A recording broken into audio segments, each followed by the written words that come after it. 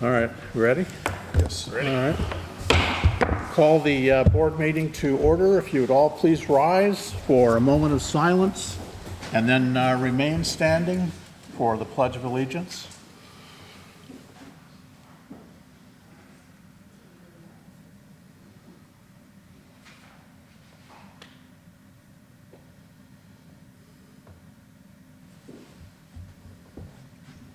Thank you. Please join in the pledge. I pledge allegiance to the flag of the United States of America and to the republic for which it stands, one nation, under God, indivisible, with liberty and justice for all.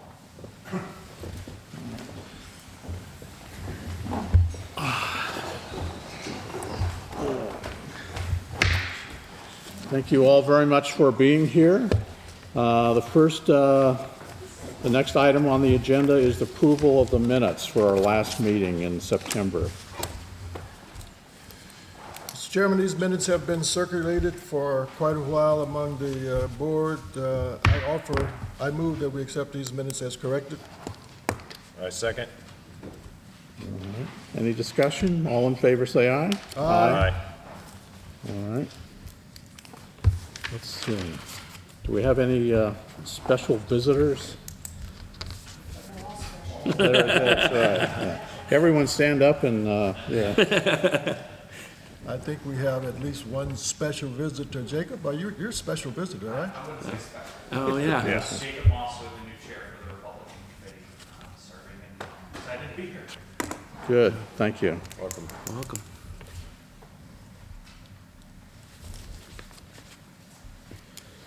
Okay, report from electoral board members. London, do you have anything? Yes, just quickly. I believe the two highest duties of an American citizen are to vote and to serve on a jury. Now, when I was growing up down south in the deep south, voting was a very serious affair. You could lose your life if you voted or if you drink from the wrong water fountain. But we believe that voting should be easy and that cheating should be hard. And I'm happy to say that from the precincts that I've visited during the pre-election voting, the turnout has been overwhelming. People are exercising their franchise. So I expect a heavy turnout, and we should appreciate our election staff here, Eric's staff. They're working overtime trying to cure ballots and et cetera, et cetera, et cetera. We have a lot of things that are going right, and some people have some complaints, but we're doing the best we can to make this the best election ever. Thank you. Mark? Nothing to add. Thank you. Great. So let's move to the general registrar's report. First, preparation for the 2023 election coming up. Okay, you all have a list there of the tasks that we have are sort of tracking our compliance with. We have a number of dependent tasks in elections that have to be done before the next thing can be done, and it's very important we kind of keep on track overall. So the election task tracking that we've added, we have about 330 sort of major tasks. There's a lot of subtasks that go into those, obviously. But right now we have 13 tasks that are behind the deadline. One of them we will complete at this meeting before the hour is over, or over the next hour. So that'll be done at 12. And we have 5 tasks that are ahead of pace. So overall, we're in pretty good shape at this point. I think we fell a little bit behind on a couple things in just operations prep last week, but that's because L&A takes considerable amount of time. So completing that really takes all hands on deck for several days, and that is now completed. So we've completed all that. I wanted to make the board aware that we do have a slight change in the software, the ballot scanner software. It's been pretty rare. Over the course of L&A, we tested about 2,000 ballots in total, and we only had about 5 or 6 that had this message come up. But it's a new thing. It basically says small markings. So if the ballot is marked in a way that the marking is not clear to the machine within the box, the machine is going to reject it now. So this is new. And what we're advising instructing the officers to do in that situation is to take that ballot, spoil it, give the voter a new ballot, and have them complete that ballot and re-emphasize to them to make sure to mark completely in the square. So I think it's a good thing, actually, in that it doesn't seem to catch very many ballots. It's a really rare, set of ballots. John and I spent some time trying to trick the machine with very light marks, and it does a very good job. But I think when you get in those borderline situations, better that the machine kicks it back out and gives the voter an opportunity to make sure that they are clear in their choices than for the machine to go forward with what it interprets in that situation, which obviously if we face, a recount, we would then be able to have the election officers look at any ballots that were unclear. So that's just a small difference from the past in terms of the software on our ballot scanners. I have to say too that our poll books have been working really effectively. We reinforced our network connections at some of our early voting sites, and those have been working and very stable. So that's a nice improvement. Overall, we've seen 8,746 voters that have early voted so far. This is as of the end of last week, and we've had 6,551 mail ballots returned. That's out of more than 23,000 ballots that have been sent out. So about a quarter of them, a little more, have been returned. Pretty standard for what we'd expect at this point. So that's good. And then let's see. So I want to talk about a couple special situations. Then, did you guys have any other questions on sort of general preparations or anything from the task list there? No questions. No. Okay. So we have a batch, we call it the bad batch. We have a batch of 363 ballots that were mailed to voters that had the wrong ballot inside. And this came about as a result of, and I'm going to go through this a little bit later with how our mail ballot process works in general. We're going to do sort of a Schoolhouse Rock version of how a ballot goes through the whole life cycle of an absentee ballot.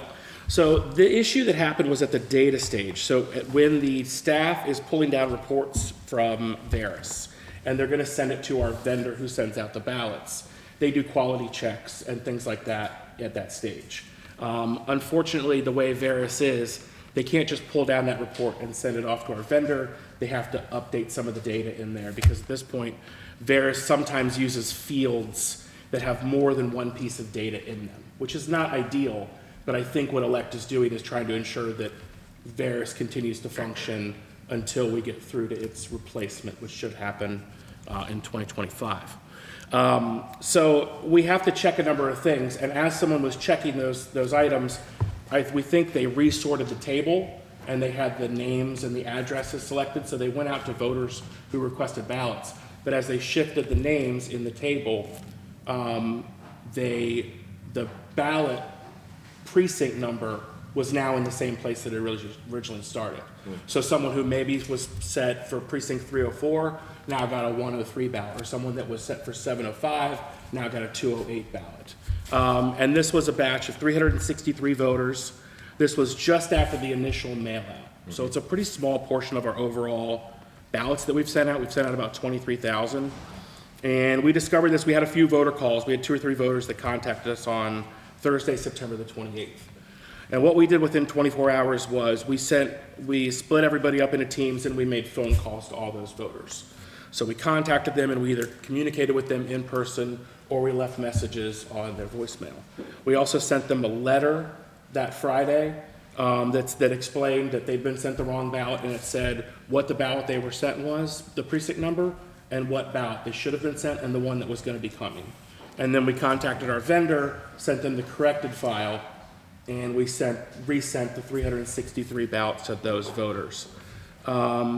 We also had we had staff come in on Saturday in case we had callbacks the next day, so that there were people there to answer any questions. So most people were pretty positive. They appreciated the communication from us. And within 24 hours of discovering the issue, we had done all of those steps. The voters got their ballots about a week, 7 to 9 days later or so. And we, at this point, have only 37 voters that have returned these ballots. Now, the ballots that were the wrong ballots have been inactivated in the system.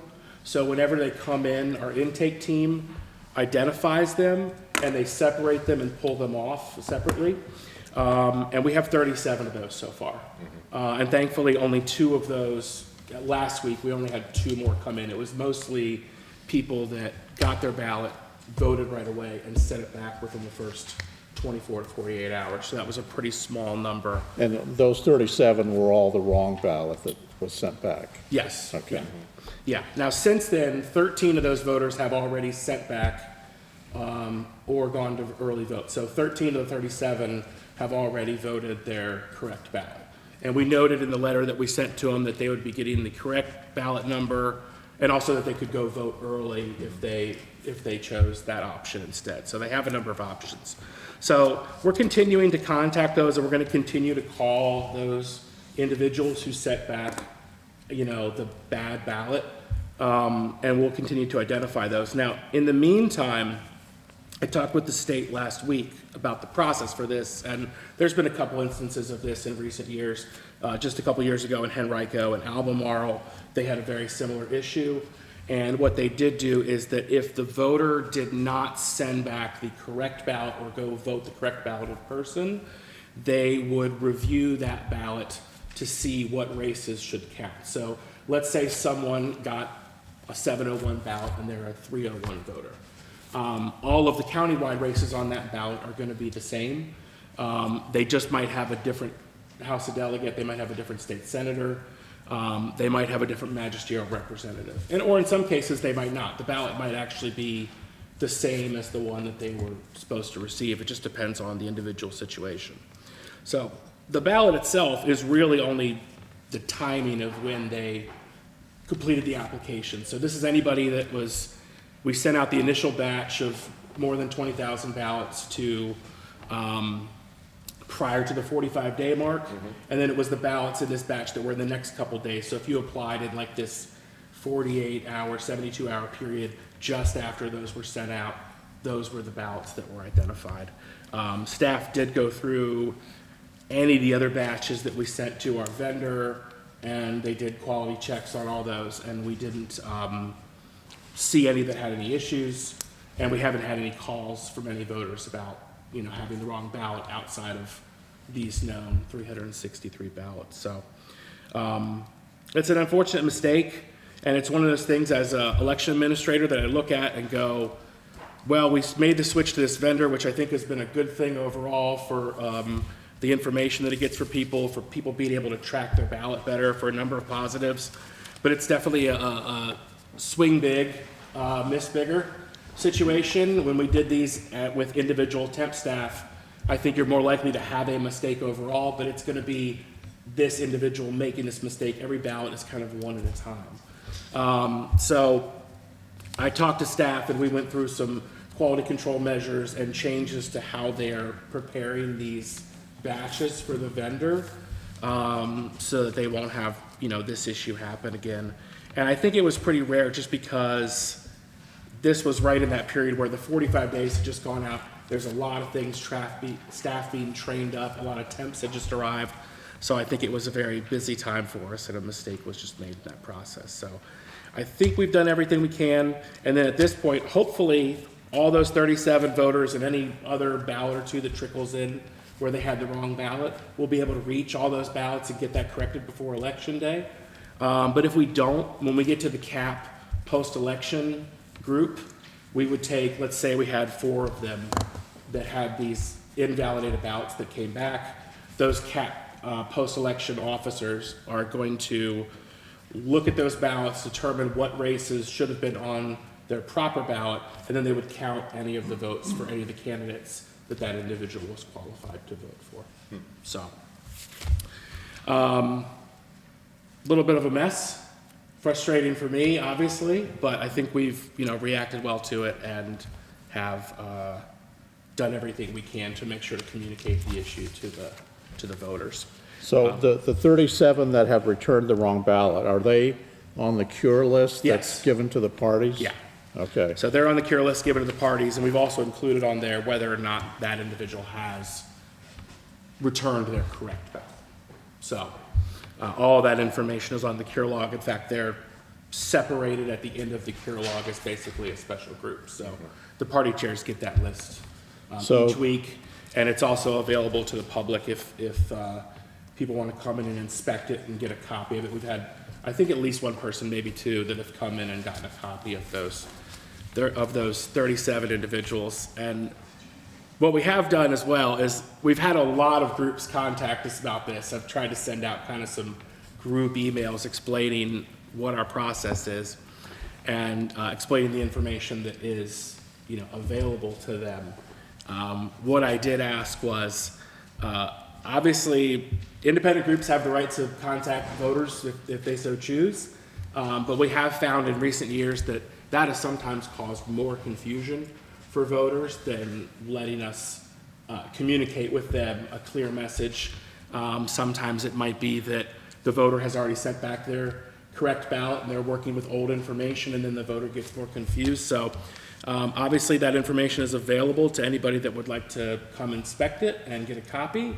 I would ask that you give us an opportunity to try to communicate with these voters and fix the issue, because I think it is working, and I do anticipate that by Election Day, any of the voters that sent back these inactivated ballots is, I think that the vast majority of them, if not all of them, as I said to somebody, if I have to drive around the county and knock on a door or two to make sure we fix this issue, then we'll do that.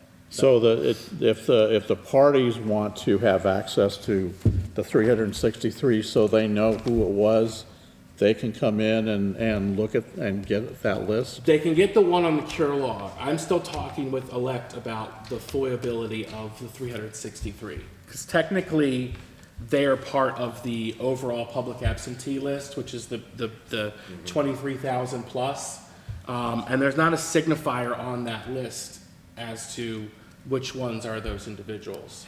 Now, for me, I feel like the concerning group is the 37 that have sent back the wrong ballots, because I think the other ones we've reached, we've communicated with them, we've sent them their correct ballot. I think they have every opportunity to vote.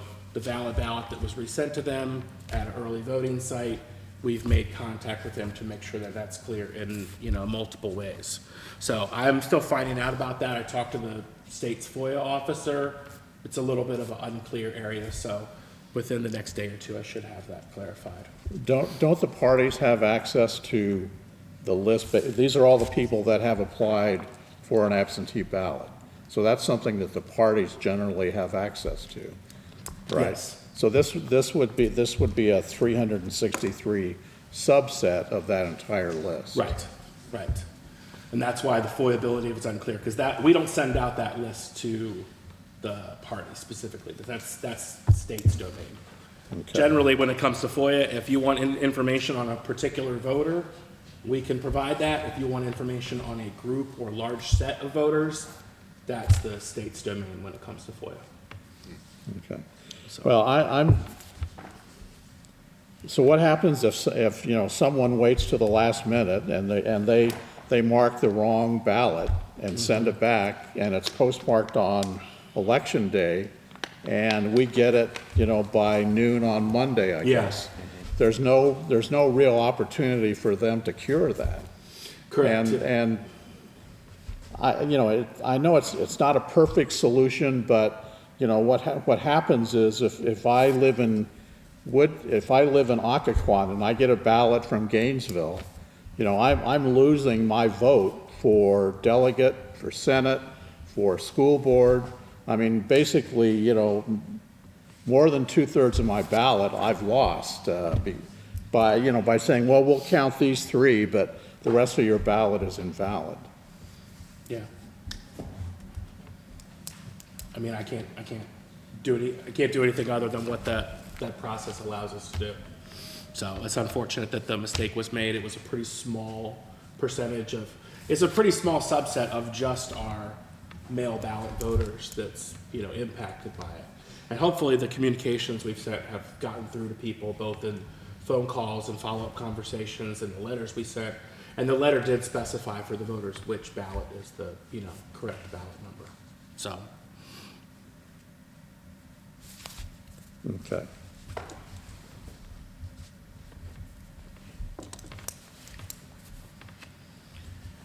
any other questions or anything about that? So you'll let the parties know, once you get more guidance from elect about whether this 363, Yeah. the information can be released. Because I know, the parties also want to do, follow-up. Yeah. And it's, it's sort of like a pre-cure process because, if people send in the wrong ballot, then, they're losing more than half of their vote. Yeah.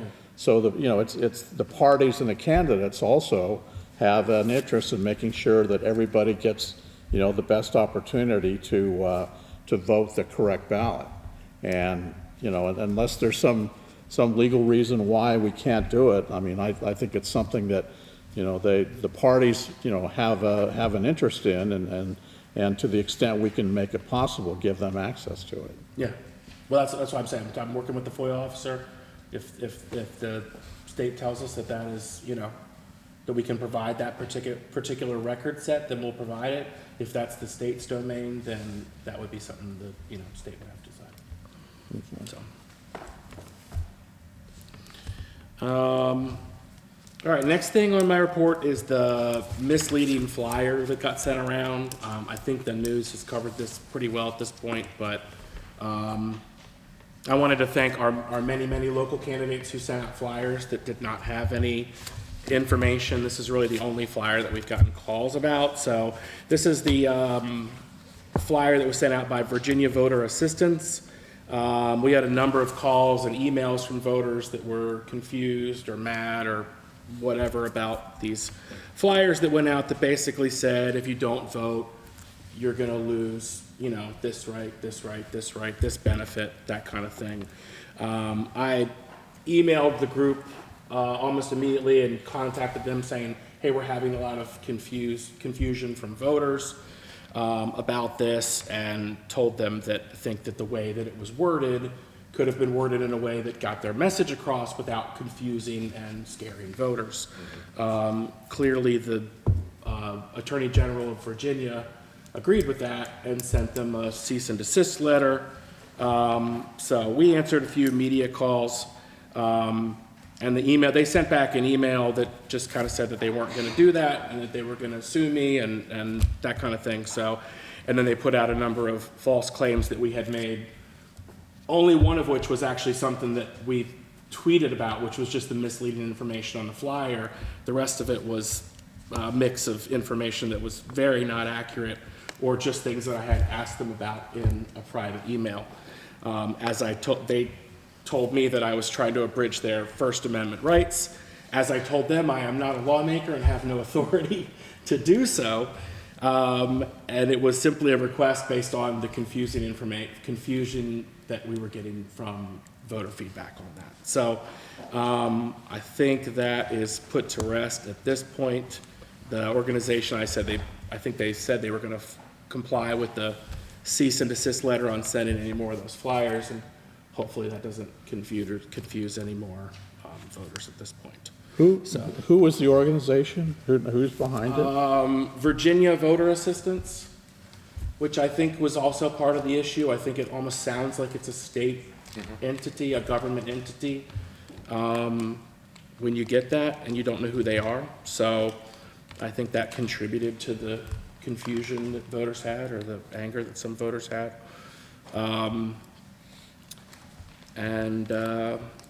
Yeah, I think that's it. You guys have any questions about that? All right. Well, I want to thank you for responding so quickly about that. And I appreciate the fact that the Attorney General weighed in on this. There's enough confusion going on, and when an outside group with a particular agenda tries to mislead voters, then that's something that everybody needs to push back on. So. Yeah, it wasn't just us as well. It was also, Fauquier and Loudoun County voters got this, and their registrars had the same reaction that I did, which was report it to, state and local authorities who oversee this kind of thing.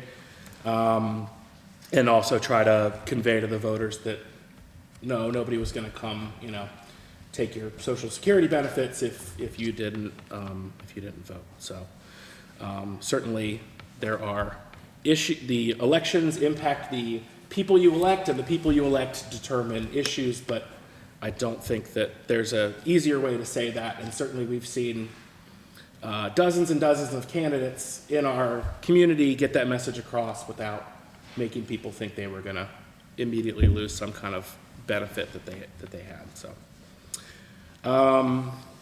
next item was the Haymarket special election. So we had David Leake had resigned from his position on the Haymarket Town Council, and they had initially put in a request for a special election, but they withdrew that request. And on October 2nd, they appointed Matt Gallagher to their town council. So he will serve out the rest of Mr. Leake's term through December 31st of next year, and then they will, re-elect within the normal course of their elections at that point. So no special election in Haymarket for that particular. We still have one for this. Still have one for cycle. this election. Right. Two separate issues. Yeah. Okay, then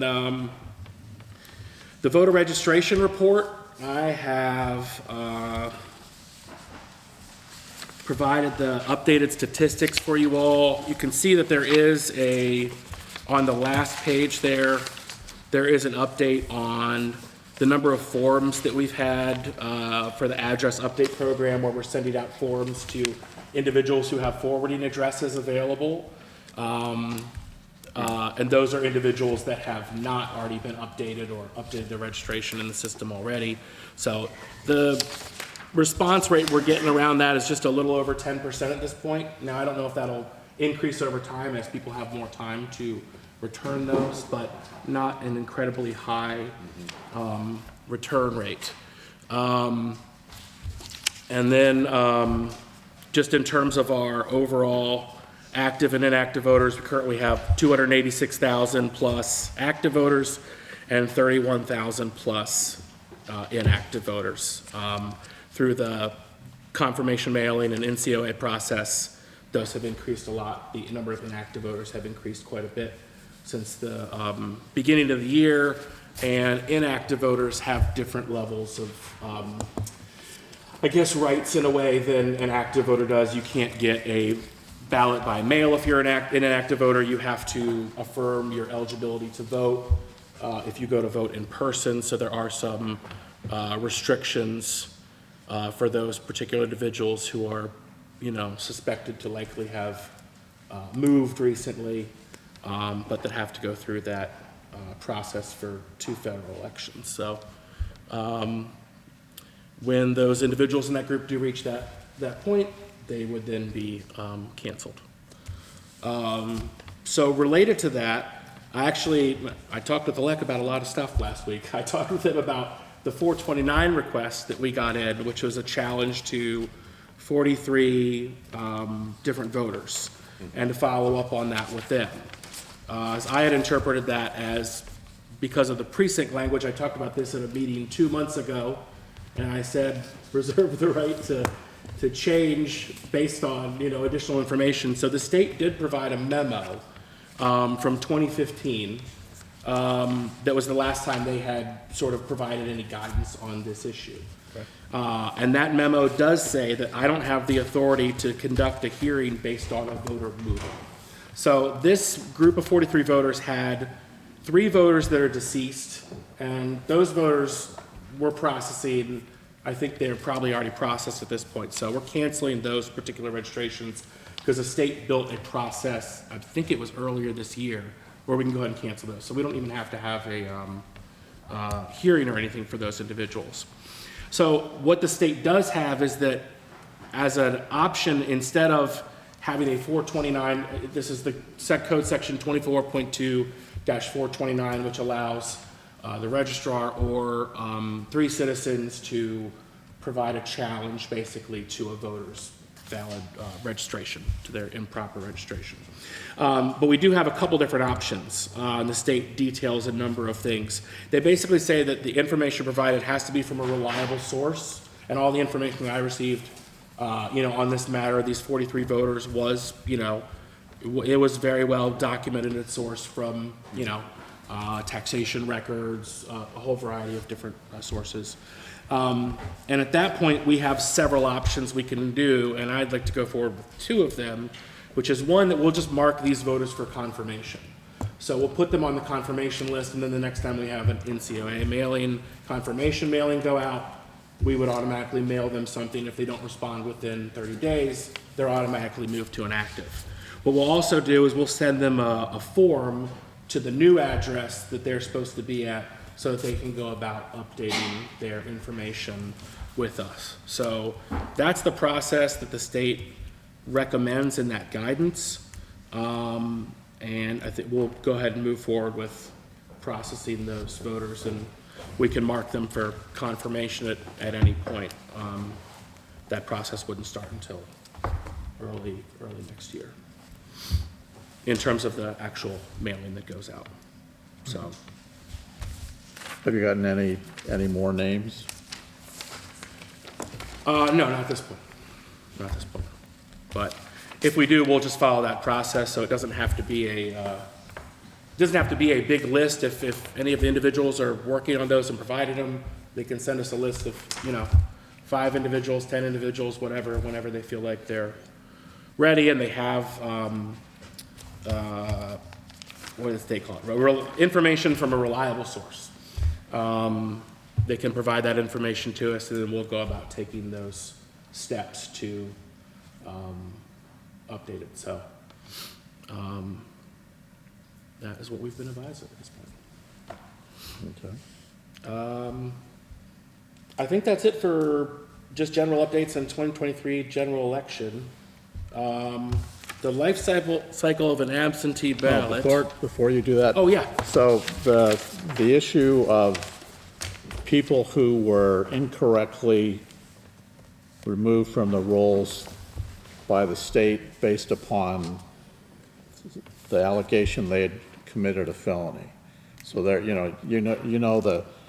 there were, I don't know the number. I've seen various numbers of people who had a felony conviction, had their rights restored, and then subsequent to that, apparently had maybe a probation violation.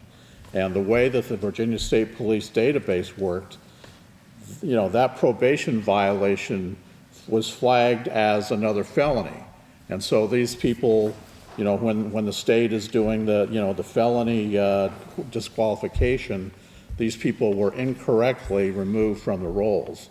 And I know that Elect has been working, and they said they were going to provide all the registrars with the people specifically in their jurisdiction. Have you gotten anything? Do you know if there are any people in Prince William that fit this category? Yeah, we had, I believe it was last week, they sent out the list to all the local jurisdictions. We had 8 individuals on that list that we have since reinstated, as voters. Now, we're a little uncertain right now because we have, in Veris, we have hoppers, basically, which is like, the inbox for when we get things like a reinstatement, that those fill up, and then we have to go through and process them. So the initial batch we got was 8. Right now, we have I think 30 more in our hopper. And we're trying to get an answer from Elect. This is something literally we talked to them sent them an email on Friday about this, and we're trying to get follow through to know, were these 30 a mistake, or we're trying to narrow that down a little bit more. So, so I know the scope of the 8, and for those in attendance, basically Elect had removed a number of voters incorrectly based on their probation status, as Keith mentioned, and now we're working to reinstate them. So we're still waiting to see what the full scope, of those numbers are. Now, on the plus side, with same-day registration, someone could go in and still vote a provisional ballot at an early voting site at a, on election day. So there are still voting options available in the present system. But we would like for, elect to obviously get us the full list, and to make sure that we have those voters' information as up to date as possible. So the 8 that you've identified, did you send a letter to them, or how are we notifying? Yes, yeah, we're sending notice to them, and then we're waiting on the other ones to see if we should, in fact, reinstate them, because they weren't on the original list that, Elect had sent us. So I think they're still trying to, rein in the scope of the issue and get it resolved as quickly as possible, and we're trying to respond to any information that they're, providing us, so we can adjust our records accordingly.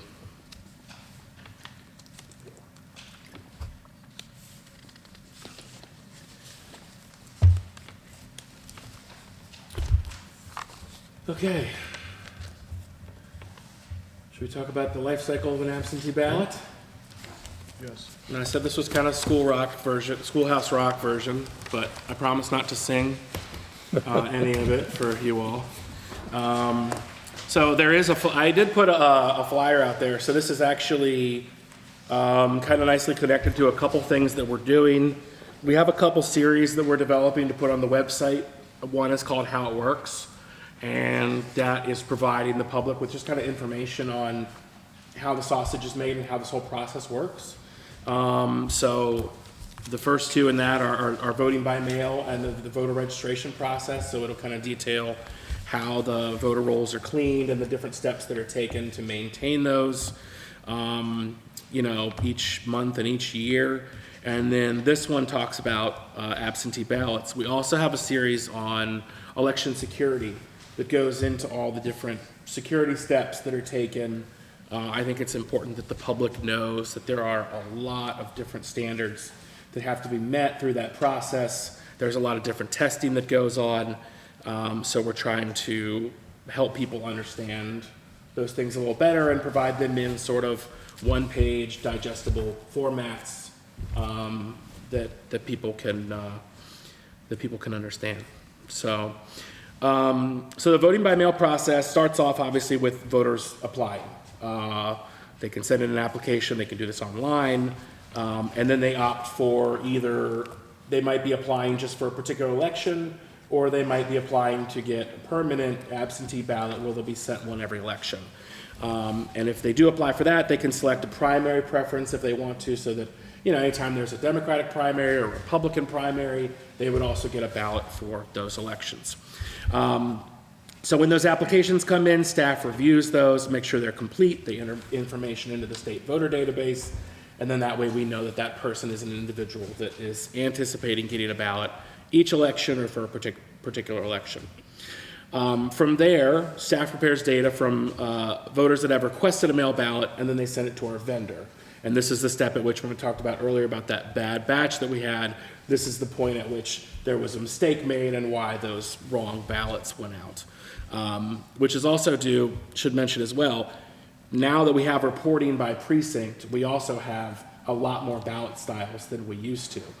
So in some elections in the past, we would only have a few ballot styles for the whole county. Obviously, in this election now with that reporting requirement, we have precinct-specific ballots, and even a few precincts that have more than one ballot style for split precincts or for our towns. So at that point, once the vendor gets our data, they're going to mail out the ballot. And we obviously do the biggest group of this is at that 45-day mark. So just before we hit the 45-day mark, we send out a big batch of ballots. That is probably usually far and away our largest group. We'll have more in that group, probably double what we'll get the rest of what we'll send out the rest of the entire time. So at that point, they send those out. They mark the ballot for us to tell us, the voters' information. They put the ballot inside. We can also customize that with them. So if there's a special notice that needs to go out to voters, we can have that custom printed and put inside. Let's say a candidate drops out at the last minute, or In some instances, voters that might require assistance, we put an insert in there so that they are aware of their options. So it gives us a lot of ability to customize that process for each individual voter. The ballots are then delivered. They arrive at the voters' homes, and they can return them by mail, or they can return them in person up until Election Day. And then, of course, there's many voting options they have, so you can also, they can just opt to not send back their mail ballot, come in and vote a ballot at an early voting site at a precinct. At this point, then, into the sausage making here. So the next step is intake, and this is a process that the board members have all observed over the last couple weeks here, sometimes multiple times. This is where the ballots are arriving at our office from the post office. And when they come in, we have to date stamp them so we know the date that it arrived. We have to enter them into the state voter database, and we have to do that the same day that they arrive. So sometimes this is a process that takes us, beyond our normal work hours on days when we get a lot of ballots. And it can really vary. Right now we've had, I think our biggest day we had more than 2,000 ballots, I believe. Some days we get, a few hundred, some days we get 1,000. It really kind of varies depending on when people are sending them back, the post office process, all that. So when they come in, then we're checking those ballots 3 times. So the ballots have a panel on the back, basically, that tears off, that reveals the information that the voter filled out for their required information on the form. And what we do is we actually seal the ballot before they open that up, so that if there's a tear or anything, they would not be able to violate the secrecy of that ballot. So we apply those additional seals, we open up that panel, and then we check the information 3 times. There's an initial scan of that information to see if the form is complete. If they're missing something, that goes in the cure bin. And if they go through and they look at the information in Veris and they see that maybe they put the wrong social security number, maybe the address is different, any material omission that there is there, that goes in to the cure bin. And I would say typically somewhere between 3 to 6% maybe of our ballots have to go through a cure process. I think right now we're running at about 4 or 5% for this election. How often do the parties get the cure list? We send that weekly. Okay. And that's something that technically the party chairs have to request that to receive it, but I think it was about a year ago, we just decided, well, let's just make that a routine thing that we mail them and save them having to email us, and then we're providing that information on a regular basis to them. So as it gets closer to election day, do you provide it more often than just weekly? So if you're down in the last week, Yeah. and this is when, the chase program starts for the parties. Yeah. Can they get the cure list like every day or every other day or something? I don't know if we could do it every day. We certainly could do it more often than weekly towards the end. We could do it every couple days. All right. I'll make a note on that, Keith. And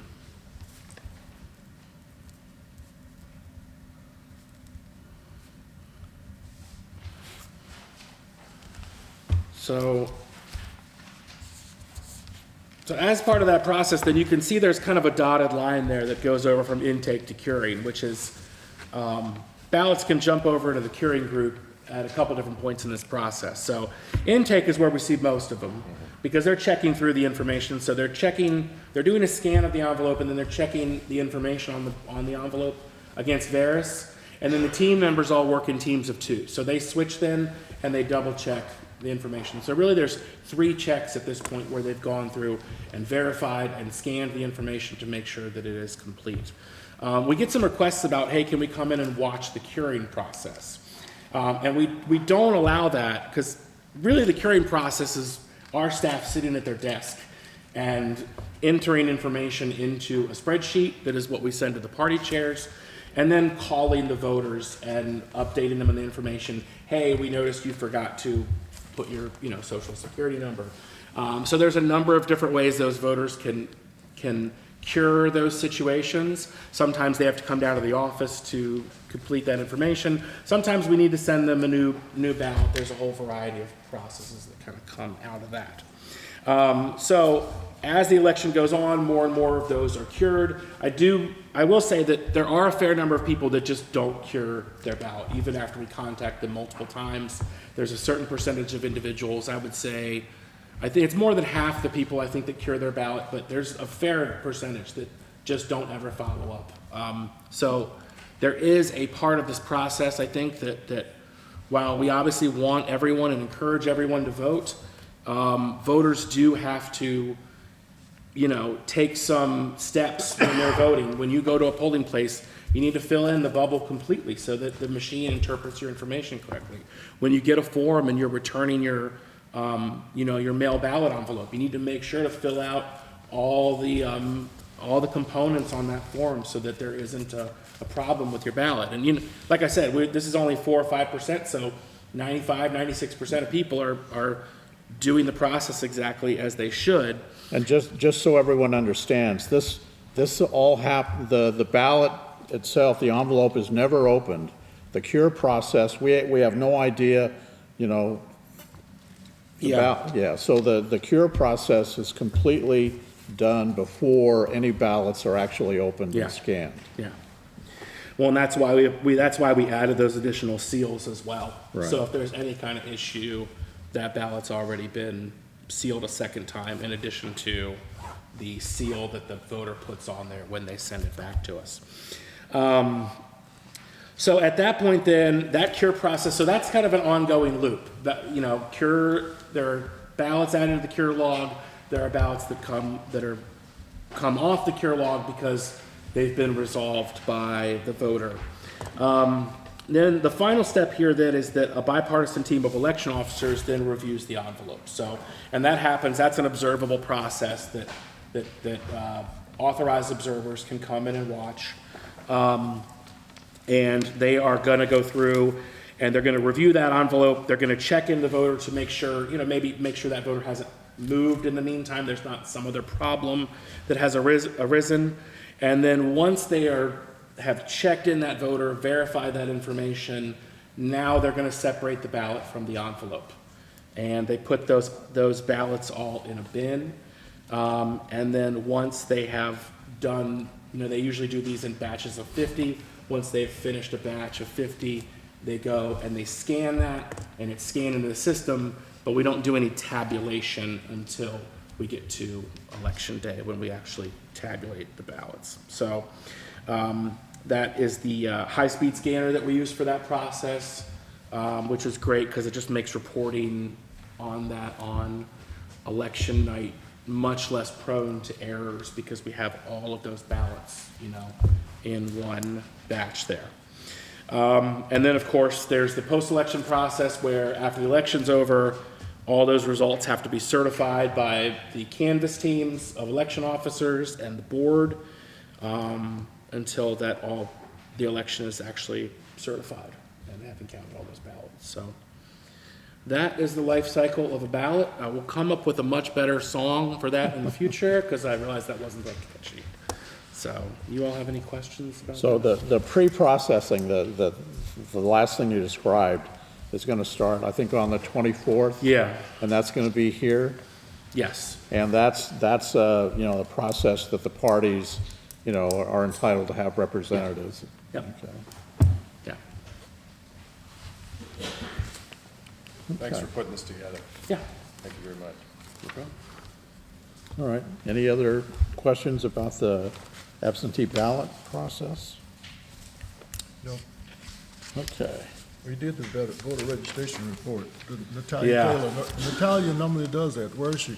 She's got stuff she's working on today, so I told her I would cover it because, Stuff that's more important than the meeting? Huh? More important than the meeting? yeah. Well, we got a lot of ballots coming in every day, so she's overseeing that process. Okay, new business, election officer party change requests. So you all have a list of 4 officers, and they sent requests to the party chairs, and the party chairs then forward them on to me, and they asked to be added to be made into election officers representing those parties rather than nonpartisan officers. I'm sorry.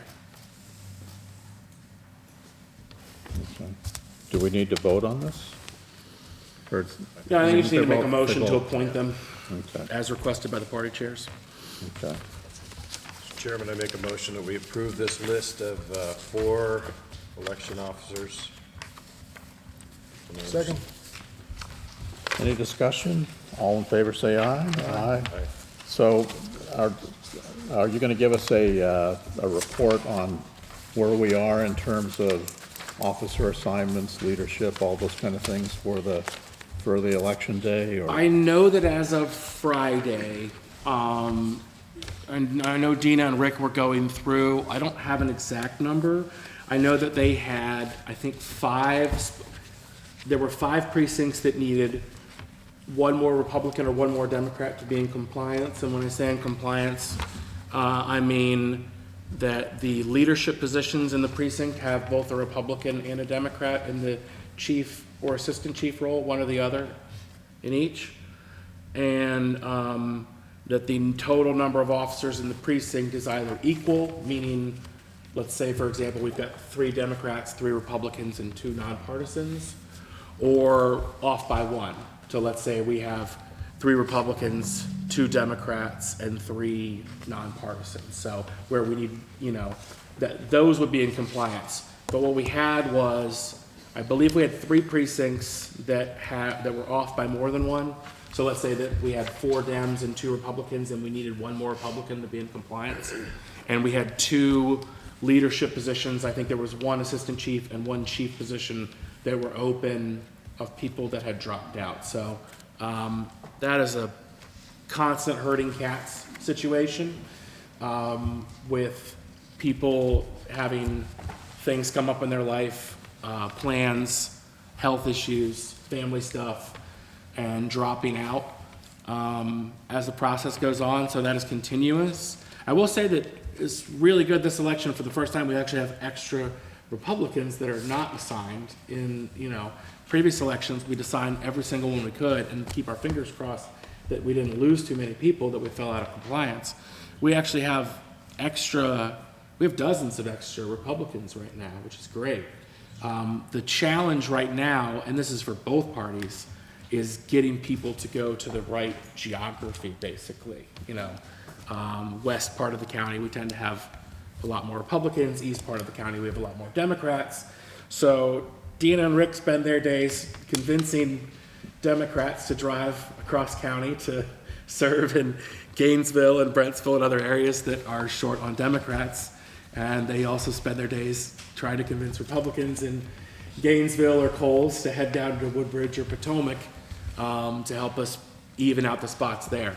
But overall, 2 leadership positions and 5 officers needed for compliance in both of those is fantastic. So they've done a great job with that. And the training too, we've gotten very good feedback on the workshop training that we've done. We've added a quiz to our all officer training to make sure that they have a certain knowledge basis, and they've passed by and large. I think we had one person that didn't pass the first set, but overall they did pretty well. So that's been good. Yeah, I went to the training Saturday at Buckhall, and it was really very good. I mean, the material being covered and the fact that everyone was forced to use the equipment. Yeah. I thought it was very good. Yeah, I think hands-on is the key word, and we had the officers complete surveys for the first couple courses of the certification course, so we could make sure that to get some feedback there, which helped. And then John and I have been sitting in on sessions as well to provide feedback to the trainers and the training team. So I think it's going well. Do we have any other? We don't have any new officers that to approve for this meeting? No. Okay. All right. So No, we next, have had some more applicants, so should there be an emergency need, we do have a few more. right. You know, kind of waiting in the wings we could appoint, but I'm hopeful that we can be in compliance with what we've got at this point, but we'll see. Yeah, well, and just to give everyone fair notice, we will have 3 elections next year. You know, so I think January 19th, we actually start early voting for the presidential primary, and then we'll have the congressional primary in June, and then the general election. So, yeah, hopefully we'll have lots of opportunity for these new officers to get some experience. Yeah, Okay, ADA survey report. All right, so I sent this to you all, which is that there's a new requirement that each year we need to resurvey the sites. It's a little different from how it used to be. Basically, it had to be done just at redistricting, at the points of redistricting. Brian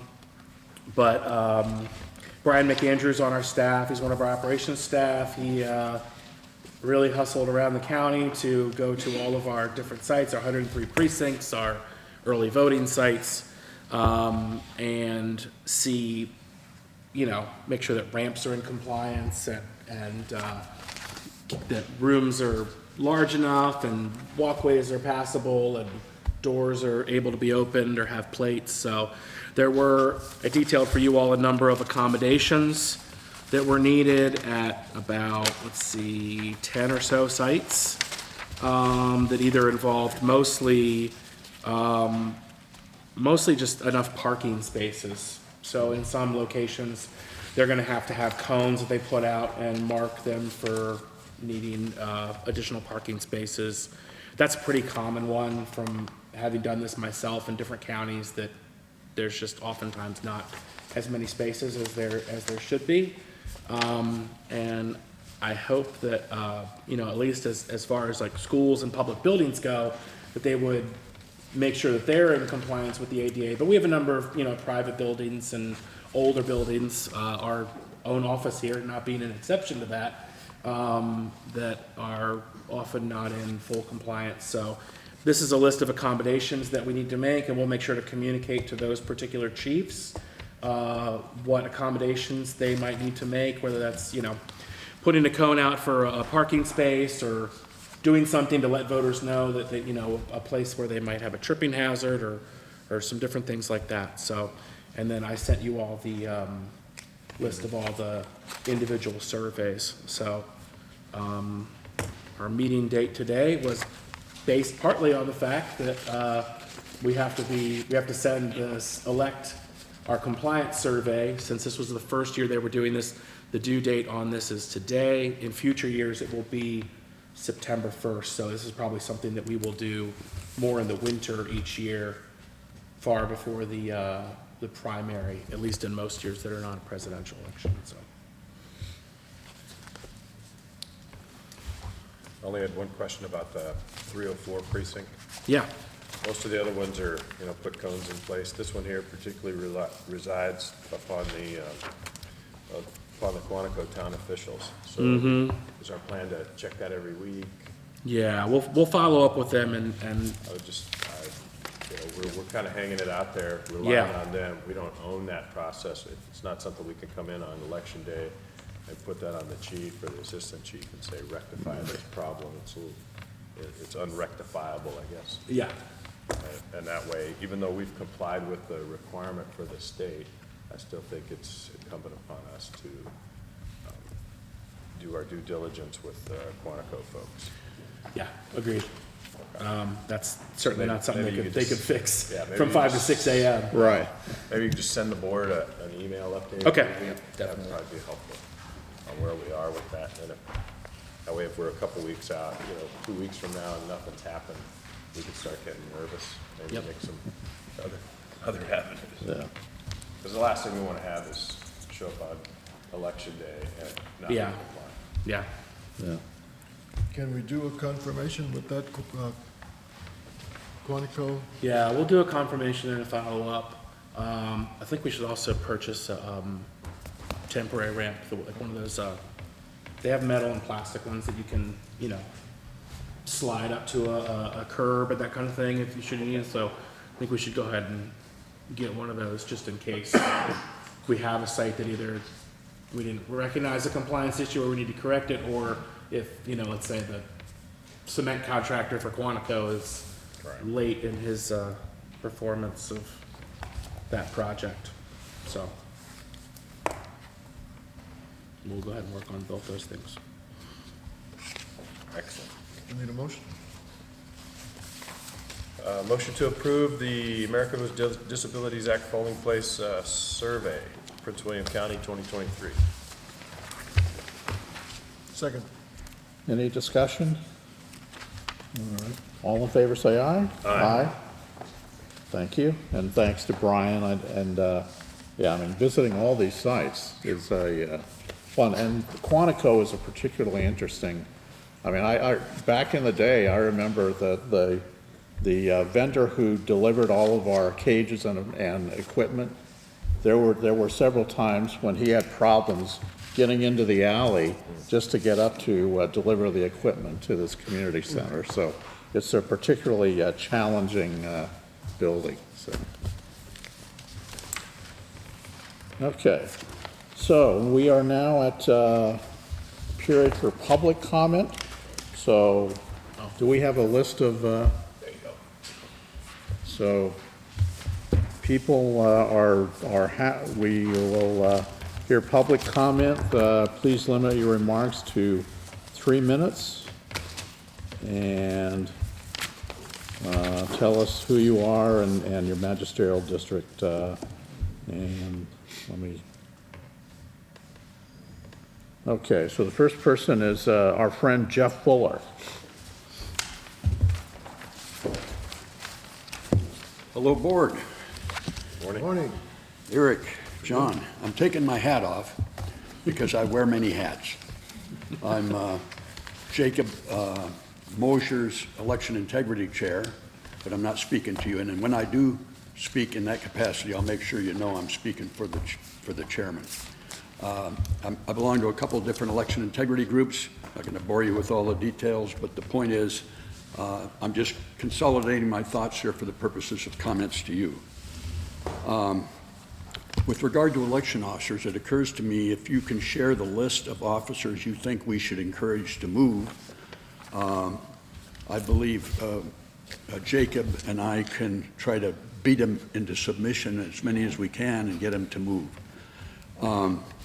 And I think that, thank you very much to Dina and your staff for doing, I think, everything you could be asked to do to get them out and encourage them to cross their normal comfort zone in terms of moving across the county. The key thing I wanted to advocate for today is transparency. What this incident with the 363 votes brings to mind, that was 2 weeks ago. There's 363 voters running around in the county who have been informed that their vote was mixed up. I was confronted by one of them at the Gainesville library. And I said, look, they're working at Humma, and I know that it was under control. But the point is, I didn't have an official statement from the registrar. I know you'd communicated to the chairs and to the board. I believe I would encourage you to think about creating a policy that would say, here's our general policy with regard to transparency on these kinds of events, which are going to happen, human error and so forth, so that you can get something out to voters that says, here's what happened, here's what we're doing about it, and when we get done, we'll give you an update. That's my encouragement. And I think you should do that as a policy, if I had my way. So, Eric, thank you for explaining the process with regard to the ballots and the handout. I think my problem is that interesting to know that about 45% of the ballots don't get cured. Now, I don't want to accuse anybody, and I never come up here with an idea that anybody's doing something malicious, but this is kind of a trust but verify thing. That means, if you think about it, that if you had somebody that was on the inside in your operation who is acting partisanly, he could literally, he looks up the voter. I take your point that we don't know he's a Republican, but we can tell if he's voted in primaries that are Republican based on his voter record. That's a clue. So you could invite nefarious actors who you don't have anybody looking over their shoulder to behave inappropriately. And my idea on this is that more eyes on the target will encourage people to not be behaving in an inappropriate way. So don't take this as an accusation, but just a general concern. I think you could live stream, if you did that in one area of your office, you could live stream that with audio and visual and let people go back and look at it. If you did that, I would encourage people to literally look at that and be aware that the county's doing this kind of stuff. In Loudoun, they created a new election officer position in the curing / pre-processing process that has 2 election officers actually looking at the ballot to confirm Social Security number, date of birth. Now that's only a Band-Aid, because I think there's more to it than that. And that gets to I'm asking you to consider that as an idea. How can you do it where you can get some visibility on it and not offend anybody's concerns about personal information? Can you wrap up? Okay, I will. Thank you. So, thank you very much. I think you're doing great stuff, and appreciate all the hard work of the staff. Okay, next is Jacob Mosier. So I guess congratulations and condolences. Yeah, I just got married and have been home 2 days since my honeymoon when I got the call. So fun times. Yep. Jacob Mosser, Occoquan Magisterial District, and I'm here in my capacity as the chair of the Prince William Republican Committee. I'm grateful for the Electoral Board, Mr. Olson, and all the work that you all do to ensure that the hundreds of thousands of voters in Prince William County can exercise their right to vote, participate in the process, and making sure it's fair and transparent. I guess, this is my first electoral board meeting, just want to be a resource to be able to ensure that all of our voters have access, being able to have a smooth election process. I'm here for anybody who needs assistance. If possibly we could get that list of all those who, had the mixed up ballot, I would gladly go door to door and make sure, that those folks are being able to, turn in the right ballot and such. If there's anything, between now and Election Day, I think I've made my contact information aware of Mr. Olson, but my email for the record is Mosser, MOSSERJD @gmail.com, and gladly be of assistance. Thank you for your time. All right. Thank you. Next, we have Stephanie Chartrand. Yes. Good afternoon. Stephanie Chartrand, Gainesville Magisterial District for 38 years. I'm reading this on behalf of Elizabeth Block of the Prince William County Election Integrity Working Group, who could not be here today. The Help America Vote Act of 2002 set up the Election Assistance Commission, EAC, to test and certify electronic voting systems for use in states. The public, state, and localities assume the federal EAC testing and certification is comprehensive, like what the Department of Defense does. This is not true. For example, the federal EAC only tests for radio frequency emissions, which is much different than connectivity like Wi-Fi, Bluetooth, infrared, near-field communications along with Ethernet, connected modems, and cellular integrated modems, etc., all of which are not allowed as part of the EAC specification standard. State testing then has to make up this testing deficiency. Our Commonwealth has not provided all details of their testing and says state testing is not meant to be exhaustive. Both the EAC and Virginia DO certified voting systems with wireless abilities. This includes Hart Verity Central, used for our absentee ballots, and ES&S, used across the state, which displays, quote, modem not on, end quote, during the voting system startup. Virginia also certified the DemTech poll book without the required test for interference with ballot scanners. There was no explanation provided.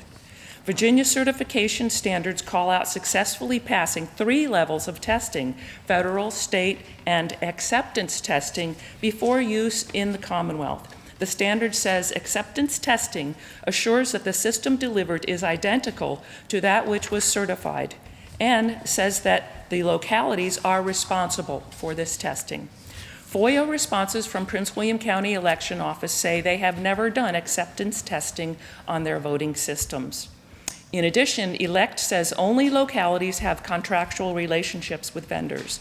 Prince William County uses standard terms and conditions with its purchase orders for voting systems.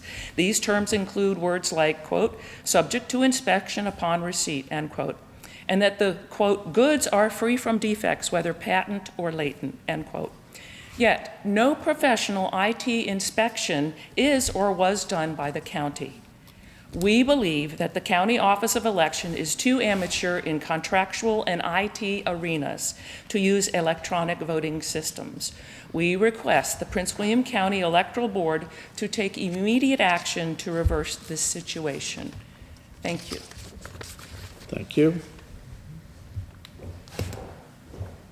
Copy of what I just said. Thanks. And if you have questions, Ms. Block's email is on. Okay. Thanks. Next, Carol Jarkowski.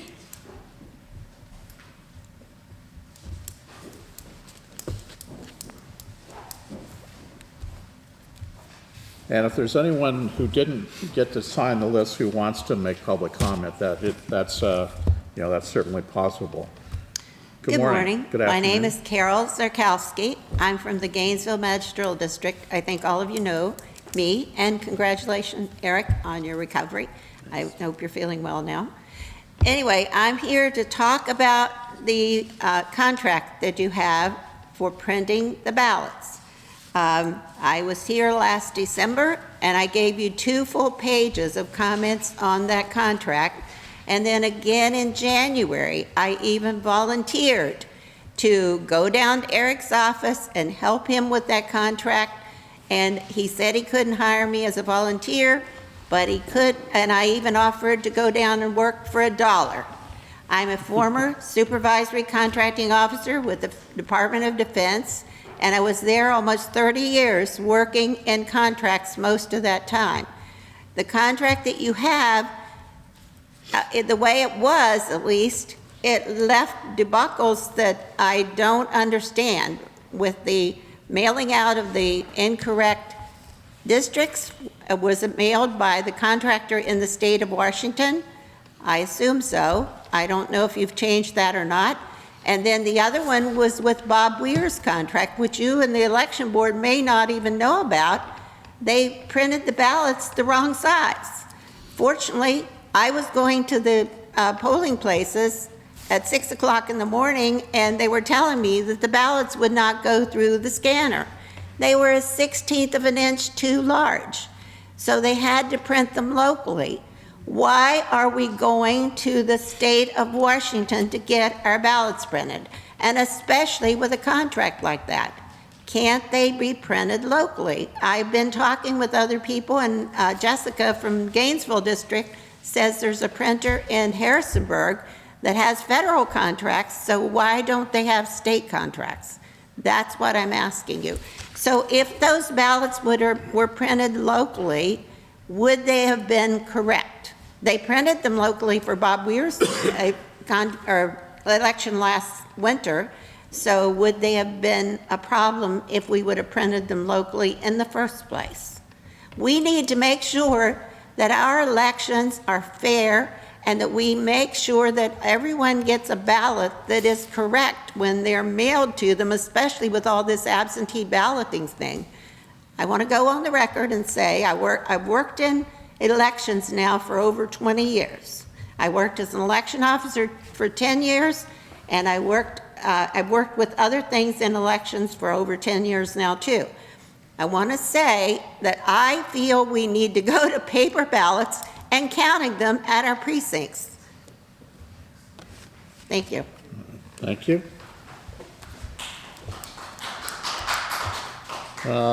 Next we have Dave Hughes.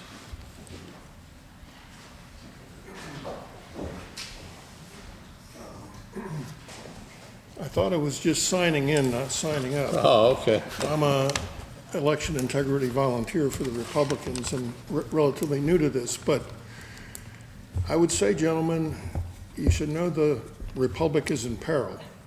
And if you don't feel the weight on your shoulders to preserve it with getting this election stuff right, then I don't think you're the kind of Americans I want to follow. Thank you. All right, anyone else who wants to, step up and identify yourself? My name's Ed Wilborn, Gainesville Magisterial District, and hats off to the presentation and the comprehensiveness of the voting by mail. But the one thing that I think is on everybody's mind, especially this year, is the screening of the mail-in ballots to confirm and verify validity of citizenship and the right to vote. And I see in your application that it says that the voter fills out the application, and then there's several screenings to make sure that the data is entered into the state information per the way it was filled out. But I would like to see what the screening process is for the identification of the absentee ballot to confirm validity that you are a legitimate registered citizen, valid voter of this jurisdiction or any state or whatever. The screening process is vacant in the report. In other words, they may put a driver's license on there, they may put a social security number on there, but who's to say that is valid, isn't stolen, isn't false, or whatever? So there needs to be an explanation and clarity on how the absentee ballots are screened for validity for legitimate voters. Thank you. All right, thank you.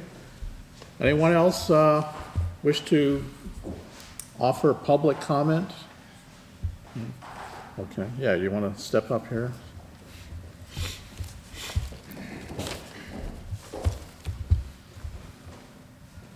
My name is Sahar Smith, Gainesville Magisterial District. I am one of those fairly new election officers, Republican election officers.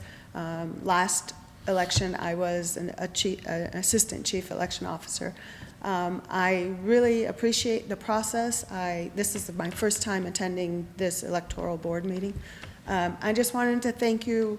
We look for honest and fair elections and appreciate that you're making this understood and known. So thank you so much. Thank you. Did you get her name? The last name was Smith. I couldn't forget the first name.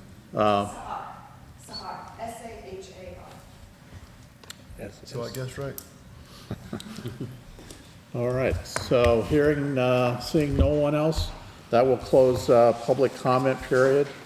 So we are now, do we have anything to discuss in closed session? Unless you guys do, I don't have any closed session items today.